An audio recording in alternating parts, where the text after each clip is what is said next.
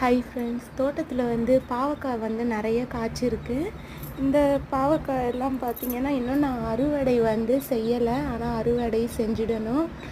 பாருங்கள், கொஞ்சம் அறுவடை செஞ்சு நம்ம சமையலுக்கு யூஸ் பண்ணுற அளவுக்கு கொஞ்சம் நிறைய காய்களே இருக்குது. நான் வந்து ஏற்கனவே நிறைய வீடியோ வந்து போட்டிருக்கேன். காய் வந்து நிறைய காய்க்கும். அரை கிலோ 1 கிலோ அளவுக்கு கூட நான் காய்கள் நான் வந்து அறுவடை செஞ்சு வீடியோ வந்து போட்டிருக்கேன். இப்போ கொடி பார்த்திங்கன்னா கொஞ்சம் கொஞ்சமாக காஞ்சிட்ருக்கு.